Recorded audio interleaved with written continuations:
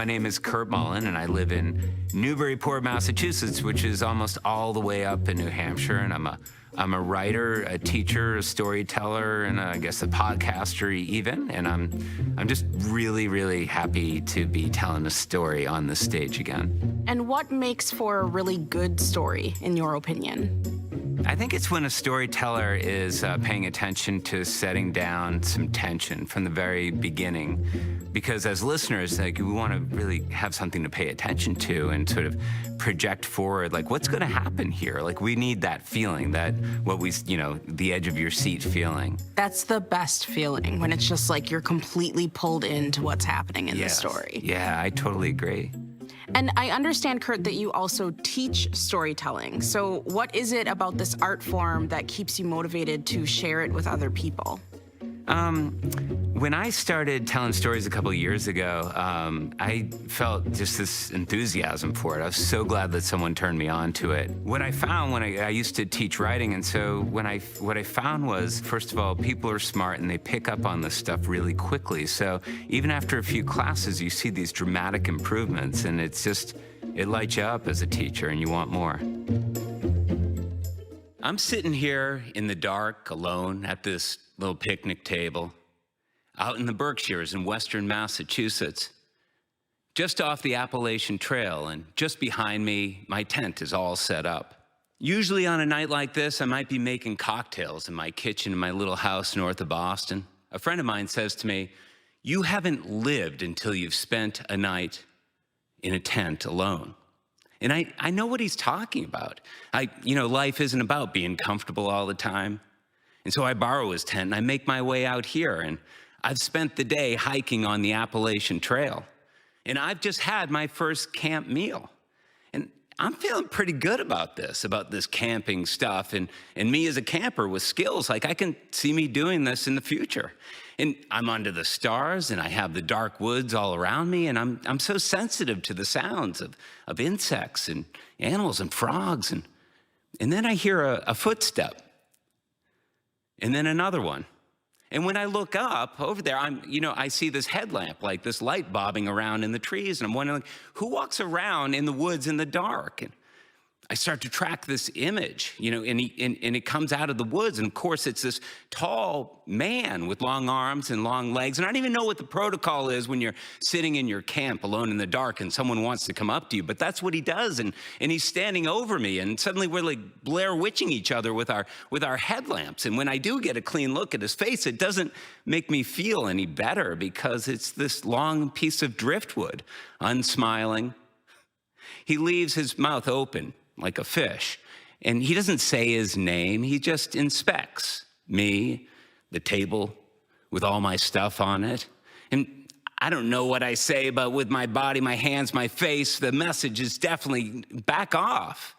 Leave me alone. And he gets it. He turns on his heels and he swats at the air. Forget it. And then he trudges off. I'm like, what just happened here?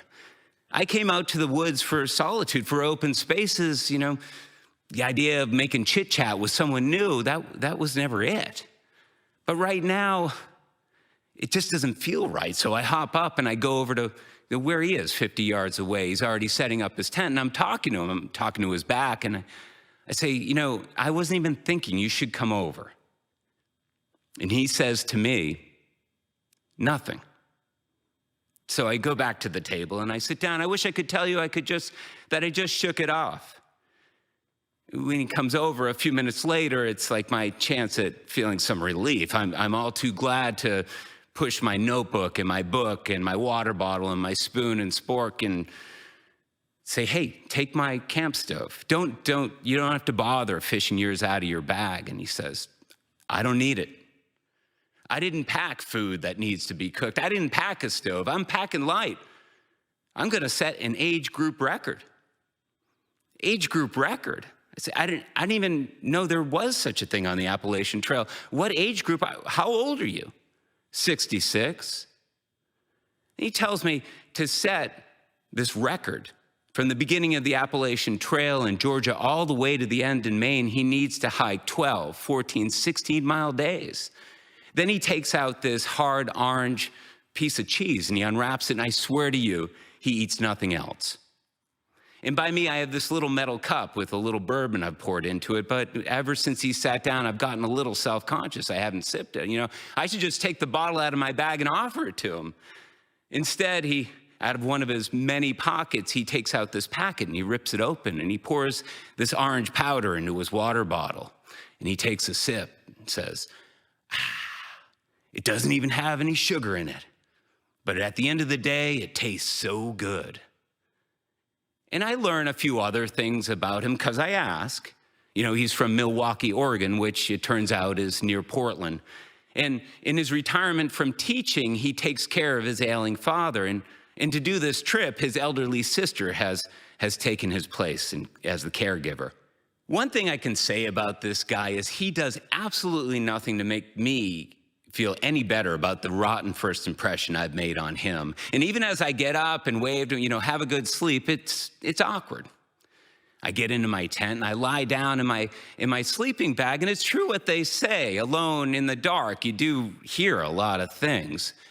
And so that I can get some sleep, I start to think of more positive thoughts. And I'm thinking about him even, and more generously. I'm thinking like, this guy, he's probably hiked 14 miles today, and he comes into camp in the dark, and all he wants is a place to eat his cheese. And I've taken over the one picnic table. I've been a jerk. Well, I do get some sleep, and when I wake up, it's because I can hear him yelling. I've lost my wallet. That's my whole trip. Well, I get out of the tent, I run over to him, I have my headlamp on, it's still dark, and I stop. He already has his backpack on. Look, he was leaving camp. I don't know a lot about the Appalachian Trail, but I know you shouldn't be doing it. You stick around to say goodbye, right? I've got my headlamp and I'm walking up and down the trail. I do want to find this wallet, and I finally make my way over to where I first spotted him last night. Maybe it fell out of his pocket then. And I'm starting to look even on the sides of the trails, and I finally see it. In the beam of my light, I see this little blue nylon wallet, and I scoop it up, and I hustle it back to him. And when I hand it to him, he smiles. And then he says, thank you, a couple of times. And then he trudges off. One step at a time, he'll make his way all the way to Maine. Not me. A little later today, I'll walk out of these woods and get in my car and drive back to my house north of Boston. I'll take a hot shower, but true to form, I'll be thinking about this, how this guy, he'll make his way back to Oregon, and he'll be putting together his trail stories, like the time he got to Massachusetts in the dark, and there was just this guy, me, sitting at a picnic table being rude. But this morning, this wallet, that I even get to find it and put a new ending on this story, I feel good. I feel really good for both of us.